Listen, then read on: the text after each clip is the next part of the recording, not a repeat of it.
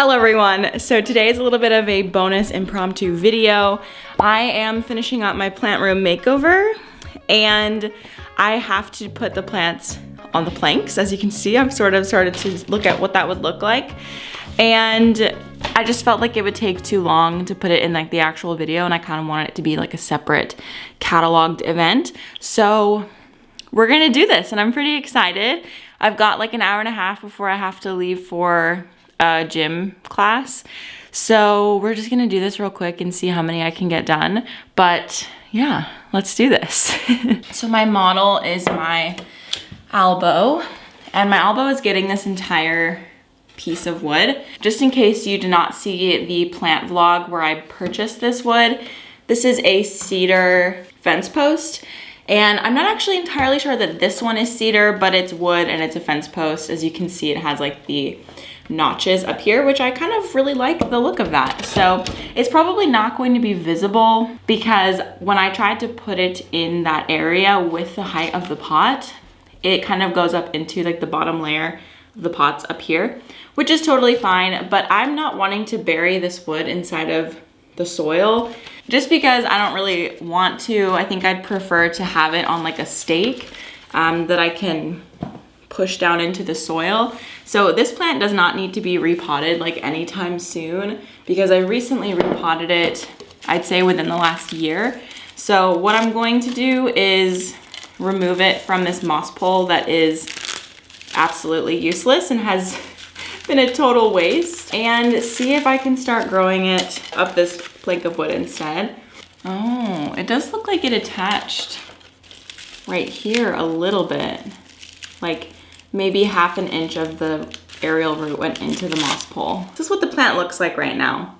I really want to see big leaves coming out on this one. And honestly, I could propagate more of it before I do this, but I'm not nervous to repot in the winter, but I am usually a little bit more nervous to propagate in the winter. I don't know why, it just makes me feel kind of weird and unsettled. So I'm just gonna wait to chop and prop this until later, but I would like to because I'd like to have more than one stem in the bottom of the pot, like have multiple. So chop and prop and then put it back in with itself. I got these plant stakes from Michael's when I was just out doing chores. I found them and I was like, sweet, I don't have to go to the hardware store now. I'm gonna grab 4 of these per plank of wood, and I'm just going to staple them with my staple gun on to the plank of wood, like 2 on one side, 2 on the other. And I want it to go pretty far down into the pot, like preferably all the way down into the pot so that it's extra secure in there, because I am going to be removing this to water the plant and I don't want the wood to sort of sway and damage the plant. That is actually very solid. Thank goodness. I was afraid it wouldn't be strong enough, but that's pretty good. I'm gonna put one more.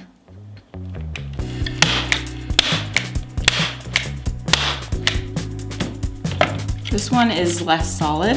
Jam these. There we go.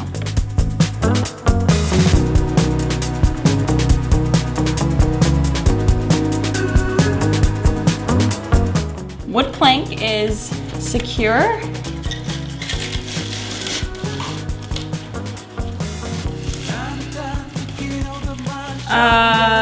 That was a fail.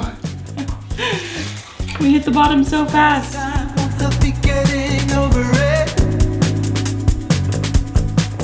think it's in.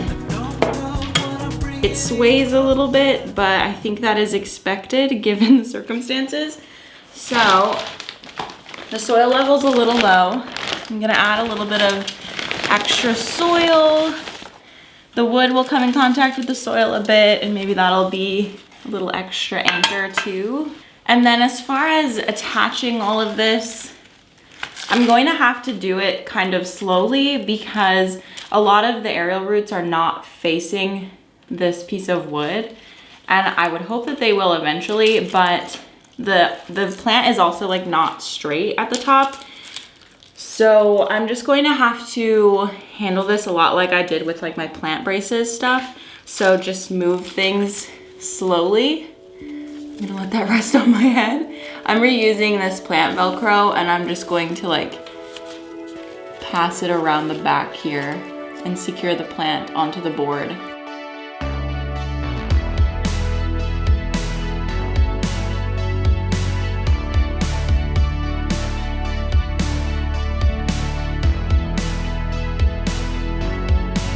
First plant on plank, and it looks nice. It is gonna take a little bit for all of these pieces to lay flat up against the board, and I'm probably going to take like twine or maybe something more gentle than twine and just pull this all together and up so that it can come together slowly, because you don't want to pull it too hard too fast, but you definitely do want to put some pressure on the plant and it will sort of reshape itself to be more upright. You just have to give it time and have some patience.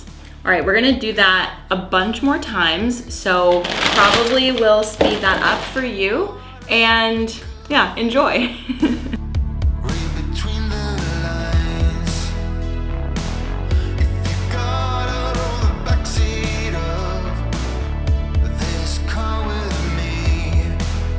We are going to take a brief moment to hear from our sponsor, which is Warby Parker. Look at this, I have got a box of fun from Warby Parker. Warby Parker is committed to providing excellent vision care online and in person. They offer eyeglasses, sunglasses, contacts, and eye exams, which is really cool. Their glasses start at $95, including prescription. You can also add on blue light filtering. Also, their frame styles range from extra wide to extra narrow, so you're sure to find a pair of glasses that fits you perfect. This right here is their at-home try-on kit, where you can try on 5 pairs of glasses for free in your home. I have a few pairs here that I'm going to try on while I finish telling you about Warby Parker. Did you know that almost 1 billion people worldwide lack access to glasses? That means that 15% of our global population cannot effectively learn or work, which is crazy because glasses were invented 700 years ago. It's also crazy because if I did not have my glasses, I literally would not function as a human in society because I cannot see a dang thing. So for that reason, Warby Parker partners with nonprofits like Vision Spring to provide a pair of glasses for every pair of glasses sold. And if you need to renew your prescription, Virtual Vision Test by Warby Parker lets you renew it from home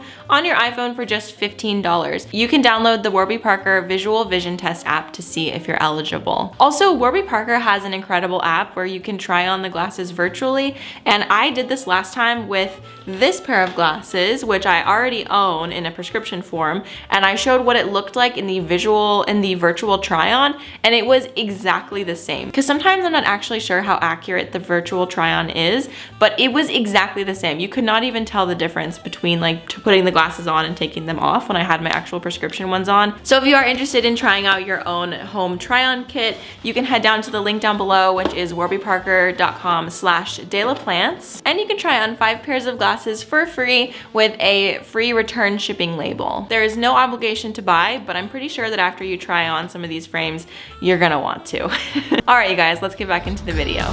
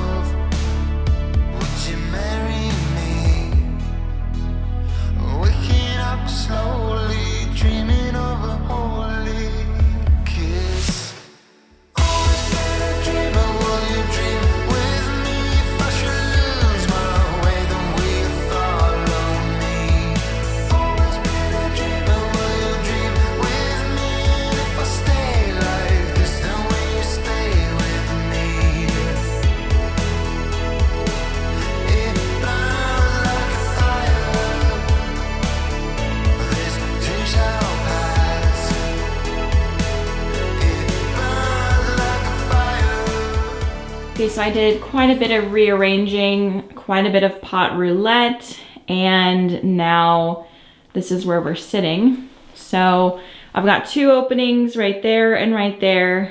That plant right there needs to be potted in a bigger pot and planted right there or there. It could go in either place. And then I have this whole row of little pot space that needs to be filled. So This entire thing is gonna have to be the 4-inch pots because if I do any bigger of a pot, it'll hit the ladder. And I just remembered that one of my local nurseries, Helmi's, is doing a big 50% off everything sale this weekend. And it's Sunday, so it's the last day of the sale. And actually a year ago at this sale, I got this plant. So pretty crazy, and I'm excited to see what I can find. I'm just gonna go and see if I can find anything. Maybe I can get like a couple 4-inch plants for like, I don't know, between $5 and $10. Like that would be really nice. But I don't want to buy like a ton because I'm sure that I'm going to want to buy other plants in the future. But I kind of just want to put a few things up there and I can rearrange and everything else later. I also need to get some pots because some of these can also go on the wall. They don't all have to be on the shelf, but I am going to leave maybe like 3 plants per shelf, these top 3. So that'll be 9 plants on this shelf. Let's go to Helmi's and see what they've got. I will be right back, okay? You're so good and patient and kind. I'll be right back. Oh my goodness. Okay, I just came back in from Helmi's and I didn't film in there. I wish I did, but I just kind of got in the zone and there wasn't a ton in there anyway. Like it was pretty empty. As I said earlier, they're having their 50% off closeout sale kind of. Well, not a closeout sale. It's just a sale at the end of the year. Or the beginning of the year. I had a nice quick chat with the owner. I did pick up 2 plants and like 4 pots and it was only like 30 bucks, which is great. So I got these types of terracotta.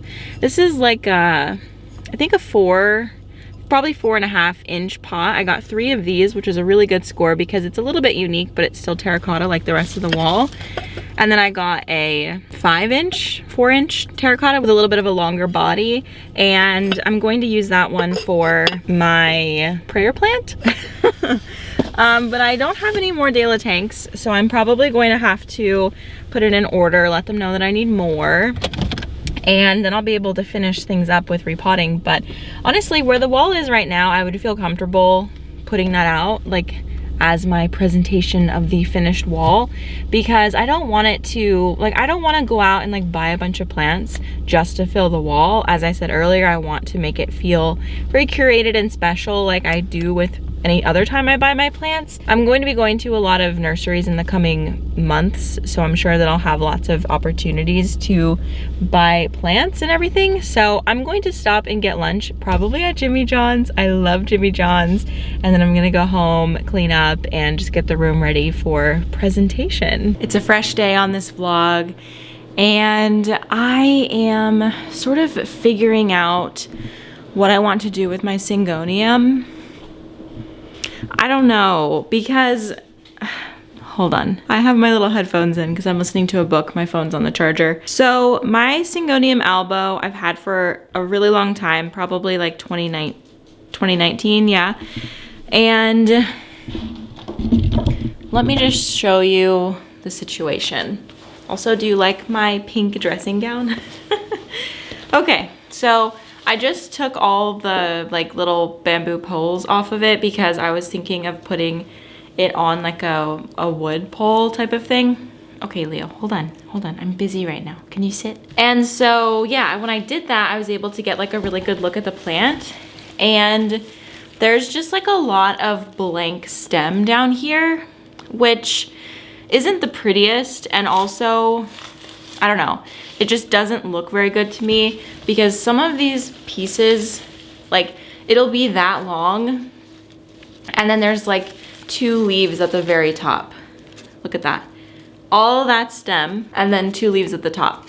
So I'm kind of toying with the idea of chopping it up and propagating it and maybe like experimenting a little bit and putting like some of the cuttings in water, some of the cuttings in cocoa peat, and then yeah, but it would probably just be water and cocoa peat. And then I'm gonna have like a ton of wet sticks possibly after that because there's so many nodes.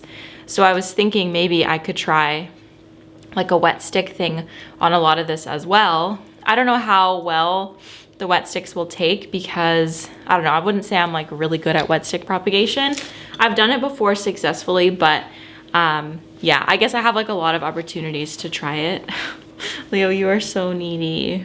I'm kind of just trying to gather the courage because I want to do it, because I want to put this like on a wood pole or like a wood plank, so that it can get like big leaves. But I'm just scared because I've propagated this plant before and they just grow really slow. Like this is a piece that I propagated and it just hasn't really done much. So I don't know, I'm kind of just trying to work myself up to doing it.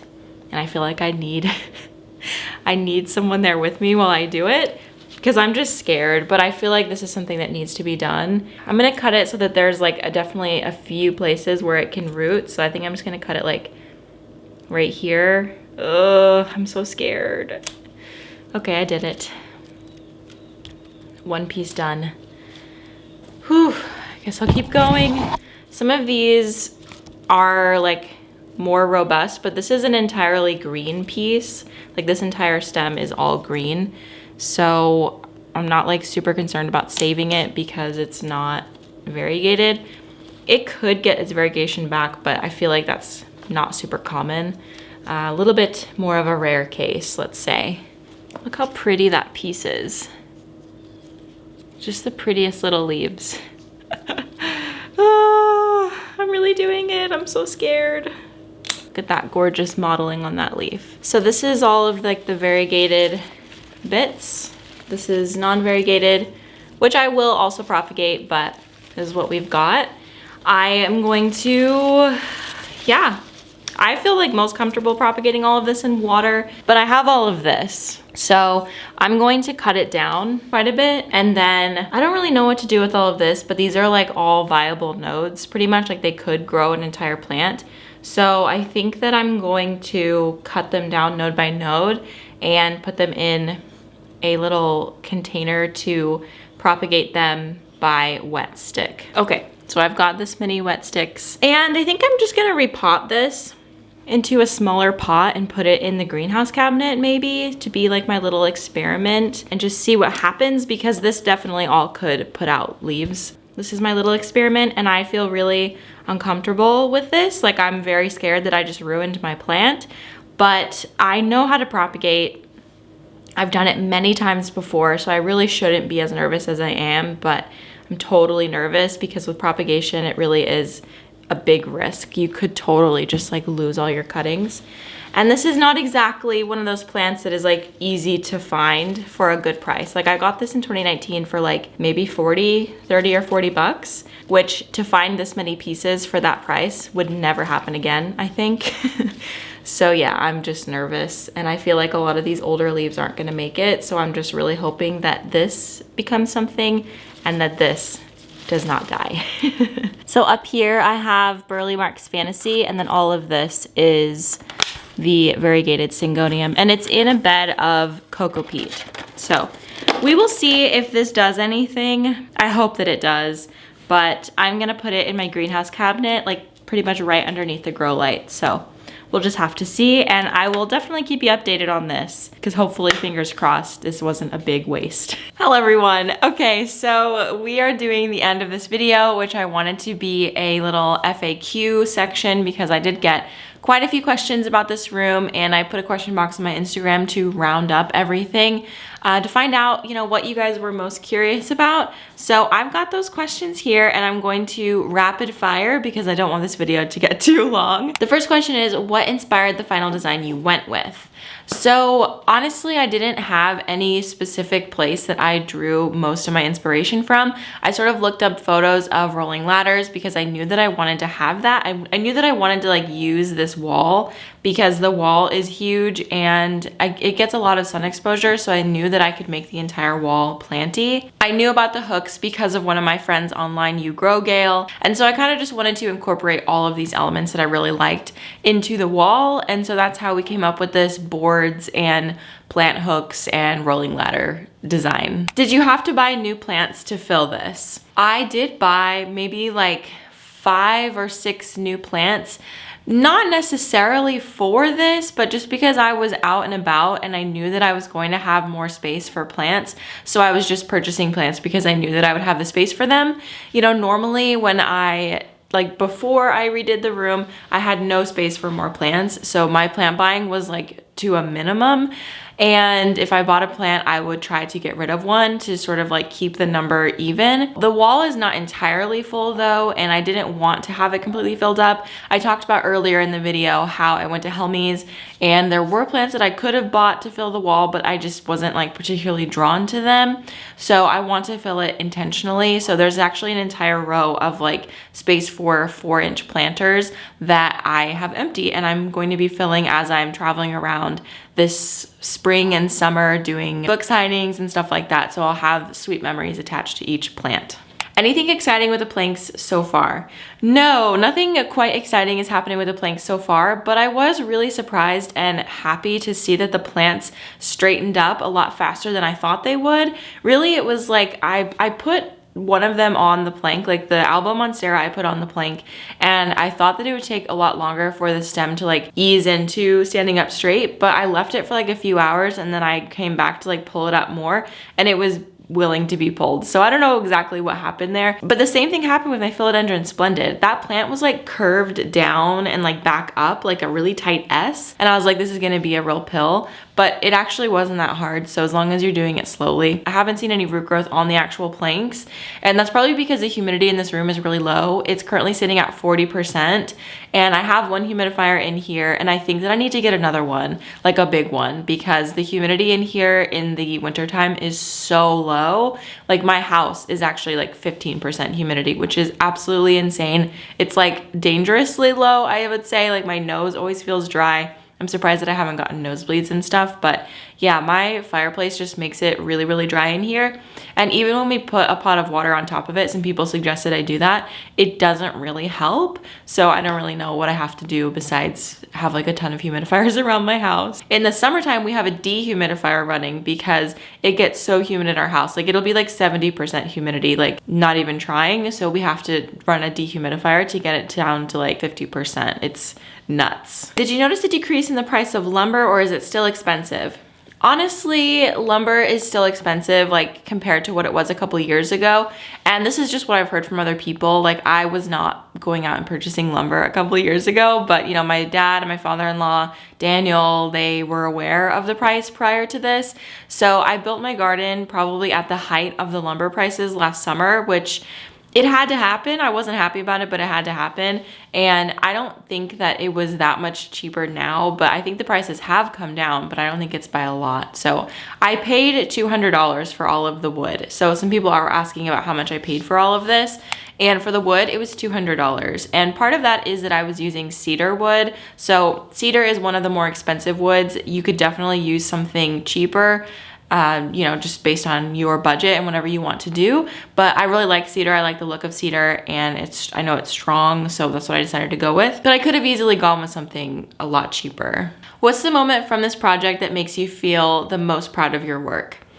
Honestly, I think it's not exactly one thing I did, although making the ladder feels like a really big accomplishment. It wasn't actually that hard, so that feels silly, but you know, it's a big accomplishment at the end of the day, because I did not think that I would be able to build a ladder, and then I did, and I realized how easy it was. But I think what I'm most proud of is just the way that this room makes me feel, and the fact that I was able to achieve that, because this room was very, very stressful. And you could probably see in that video, like I progressively got less stressed, because when I first took on this project, I was like, oh my gosh, this is horrible. I hate this room. It's just like a dumping ground for all of our stuff when we walk into the door, which like more or less it's kind of naturally turned back into that. Like this is where we drop our shoes, but it's only like a shoe mess. It's really nothing more than shoes and like some plants that are rogue right now. But you know, I'm just really proud of myself that I was able to have a goal to make this room feel better, and then I actually did that. So I feel very, very proud of that, and the fact that I did it all by myself too. I'm no stranger to working by myself on projects, but I mean, because I just like working by myself, but this was definitely a lot, and I feel like, you know, it probably would have been easier if I had someone to help me out, but I feel so much more accomplished knowing that I did it by myself. Like if I can do this by myself, I can do anything by myself, truly. Are all the plants in there, or did some get moved around the house instead of back in the plant room?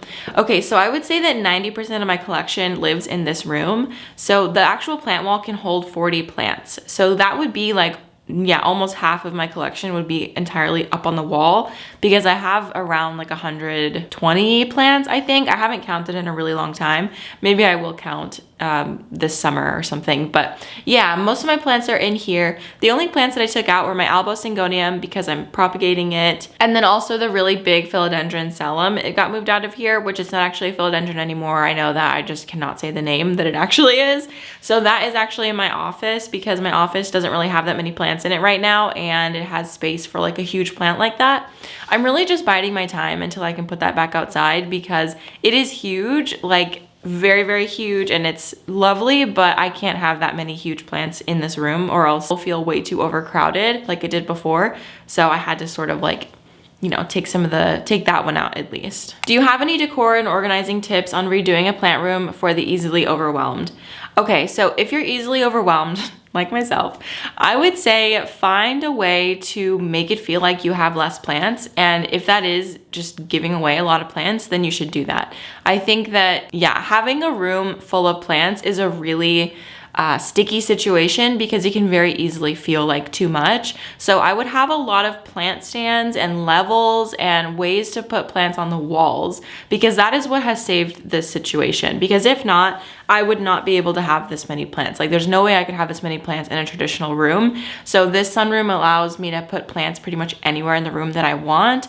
And it doesn't require, you know, all the plants are happy with the amount of light that they get. The cactus probably want more, but they're on a south window and that's the best I can do for them right now. Definitely use your vertical space and get lots of plant stands and furniture to put your plants on. And then that does half the work. Just line the perimeter of the room with plants, put something in the middle, and like you're good. That's exactly what I did, and this room feels really nice, and there's lots of space to walk around, and make sure that your furniture isn't too big. You wanna make sure it's like to scale with the room. This furniture that I have in here is probably too big for the space, all things considered, but I really like it, so I'm willing to bend that rule, but I'm not a designer by any means. That's how I like structured it in my head to make it less overwhelming to have this many plants. Oh, if you move one day, do you plan on taking all the hardware of this with you? So yeah, when I move, I will be taking the ladder and all of these boards with me because I really don't expect a plant person to buy this house. So, you know, maybe they will, maybe they won't, who knows these days. But yeah, I would definitely take all of that with me and reinstall it in a new home, wherever that is. Hopefully it would have a sunroom. Somebody also asked if after living here, I would need to have a sunroom in my next place. I would say definitely yes. And if the home doesn't come with it, I would want to build something. This sunroom structure is just like a lean-to room that was added on later. It wasn't an original to the home. And it's great. Like I really love it. I think the tile is so cute. It just feels very earthy and natural, and I really like that. So I feel like adding on something, if it doesn't already exist, would be what I would do if it's in the budget, of course. But a lot of homes in the Midwest, which is probably where we would want to stay, like somewhere up in the like northeast Midwest area, a lot of homes have these already, just because, actually I don't know why homes here have them and other places don't, but yeah, I mean, it's pretty common, and I don't think we'll have too much trouble finding them. Most of the houses that I looked at had something like this here in Columbia. Does your ladder have wheels at the bottom? Yes, it has wheels at the bottom, and someone else asked, you know, are you worried about the plants getting hit by the ladder? No, I'm not worried about the plants getting hit by the ladder. Will the plants touch the ladder? Yes. But that doesn't mean that I'm going to be like ramming the ladder around and like cutting off leaves. I'm very aware that plants grow. So like the situation that they're in right now is going to be different in a couple of months. But what I did was I structured it so that the ladder leans like this. Okay, so I have smaller pots up here, which like right underneath the ladder, I have smaller pots. So these are like the 4-inch pots, 3-4-inch pots. And the ladder does not hit the pots in any way. That's really what's most important, because if the ladder was hitting the pot, then it's gonna knock the pot off and it'll be a domino effect and everything's gonna fall. So 4-inch pots, 6-inch pots below that, and the ladder does not touch either of the pots on either of these sizes. So the thing is, sometimes the leaves will stick out, and all I have to do is just move the ladder slowly and nothing happens. So it's just something that I have to be aware of with this situation, and I don't regret it. I think that it's great. I did actually want to have the ladder be removable, but just with the hardware that I purchased, that wasn't possible. So I might consider switching out the top wheel hardware at some point to make it so that I can remove the ladder, because I didn't want the ladder to be like a constantly there thing, because it kind of blocks the view of some of the plants. So that's something that I might look into later, but it's not something I'm like rushing to do by any means. Just like the finish on the ladder, I haven't sanded and like sealed it yet, which is probably bad, but I just don't want to do that yet. I think I might wait until summertime when I can do it outside and like not in my cold garage, because it's cold, you guys. Like, I don't want to be outside and I don't want to do it inside because of fumes and sawdust and everything else. So I'm gonna wait on that, and maybe at that point I will revisit the hardware situation. Is there a YouTube channel you refer to for home projects, like basic hanging things properly? Okay, so yeah, I watch the Sorry Girls and I watch XO McKenna, and both of those people, well, both of those groups, the Sorry Girls is like a group, but both of those channels use power tools regularly, and it's helpful because they don't always give like tutorials on like how to use things. The Sorry Girls do have a series, I think it's called You Can Go Do or something like that, where they show you step by step how to patch a hole, how to use a saw, or you know, whatever. They have like more how-to videos. And then it's just nice for me to like watch them use these things, because I learn just by watching people. So it's helpful for me to know, oh, I can use that tool to do this, or you know, it's so easy, she just did this. So yeah, that's kind of what I do. And then also if there's something very, very specific that I'm wanting to learn how to do, like for example, this ladder, I just looked up on YouTube how to build a ladder. Like, that's it. So very simple. This really helpful guy came up and I just followed his tutorial. I watched it, I studied it. I watched it once and then I like waited a few days, and then I watched it again when I was actually building it, so that I could think about it for a few days and kind of like stew and like marinate on the process of how to build the ladder. There's lots of dudes out there who just like post a YouTube video with no plans of ever like going viral or anything. They just like post a video for some reason, and it's like how to change out the bit on your drill. I have watched videos like that. And you know, if I'm alone doing something and I can't figure it out, I'm just gonna pull up a video and learn how to do it. So that's how I have learned 90% of my tool knowledge. And also my husband is really good with tools and all that kind of stuff, so I can also refer to him if I need it. Okay, was your painter from a company or a freelance guy? Okay, so it was through Thumbtack. So I think it was kind of both. I think the company advertised on Thumbtack or something, but it was just one dude, and it was a horrible experience. And from now on, I'm definitely going to just like call a paint company and not go through something like Thumbtack, which I'm so sad, because Thumbtack is such a good idea. But how do you know that this person is actually qualified to do the job? Because it was literally like just like some dad who, like, no, let's say some grandpa who came into my house, painted, got paint all over the floor, all over the doorknob, you know, took like 9,000 smoke breaks, got paint all over the ceiling. He painted my stairwell, like the top, because I didn't have a ladder tall enough for the edges.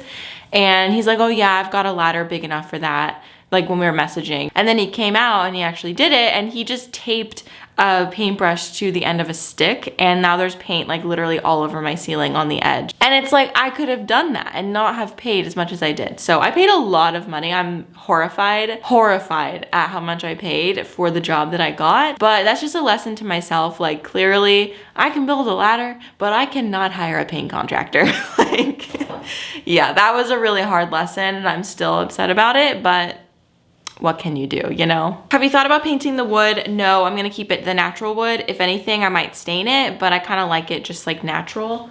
I think the color is really sweet. Okay, how many hours of planning do you think you put into this? So I'm gonna say how many hours of planning and executing. So for planning, probably like, I don't know, I never like sat down and was like, okay, here's what I'm gonna do. It was mainly just like over a couple of days, just like walking in here and being like, I could do this, I could do that. So let's say like 2 hours of planning total, like over the course of a couple weeks, like before I started. And then when it actually came to executing things, the actual individual projects didn't take me that long. Like, I'd say in total, if I didn't spread it out, it would have taken me like, let's say 3 days to get all of this done, because I was just waiting for things to arrive in the mail, and that's what made it longer. Like, I had to wait for our new circular saw, so that took quite a bit of time. And then the IKEA pieces I had to go get and assemble. So if I was to do them all with no delays, it would probably be like 3 or 4 days, because actually making the ladder was half a day probably, and then the actual like boards here another half a day. So yeah, it wasn't too long, but it was just spread out because I had to continue living my life and working while I was doing it. What would you have done differently aside from the 1.5 inch discrepancy? I honestly don't know if I would have done anything differently. Oh wait, no, the hardware on the ladder, I said I would like to get a ladder hardware that I can just like hook the ladder on and then hook it off. That would be nice so that I could just, you know, remove it whenever I want. I thought that I would be able to do that still, but I can't. And then the second thing I might do differently is the ladder like railing, it is a little bit short. So as you can see, hold on. As you can see, it's only like right here. And I would have liked for it to be all the way out to the edge so that I can push the ladder all the way to the end. But the pole was slightly too long, like the extender pole was slightly too long. And I definitely could have trimmed it if I had like the right blade on my saw, but I was like, okay, this is just like extra. And I just decided not to do it. And I still could do it. I still have the extra pole, so it's not like it's the end of the world. But yeah, those are probably the only two things that I would do different. Otherwise, I'm really, really happy with how it turned out. And I think that it was like, honestly, it's pretty badass, I'm gonna be honest. Now, the last question is, how much did this all cost? We're gonna do a little bit of math and then we'll find out the final cost. So the wood was about $200, you know, give or take a few dollars, I'm just rounding up. The IKEA pieces were $330 plus $100 for the hardware for the ladder. I had to buy 2 more packs of hooks and those were $11 each, so plus 22. So $652 to redo my plant room how I did. And that's not including the painter, which I will be not including the painter price for my own dignity. It was, anyway. So yeah, that's how much it cost me to do this entire project. I would say that $650 is pretty good considering that I bought lumber in this day and age. I bought new IKEA pieces and the ladder hardware. So I have to tell you guys something. If you were to purchase a rolling ladder kit, which included the ladder, you would be paying like $1,500 for that alone. Like, I'm not even kidding. I looked into it a lot because I was considering just buying it outright because, you know, building a ladder seemed really intimidating. But literally, it was like over $1,000 just for that. $1,500, like $4,000. Like, it was very, very expensive. So the fact that I was able to do all of that for even less than I would have paid for just a single element is nuts. So I feel really proud of myself. I feel like a budget girl. I'm really, really excited that I saved so much money by just building this. So anyway, that is it. That is the end of the Q&A. That is the end of this saga. So thank you so much for watching this video. Thank you so much to Warby Parker for sponsoring this video. I freaking love Warby Parker. Don't forget to check them out in the description box and try your at-home try-on kit. If there are additional questions that I did not answer in this video, leave them down below and I will be happy to get to them if I can. And I will see you guys in the next video. Bye!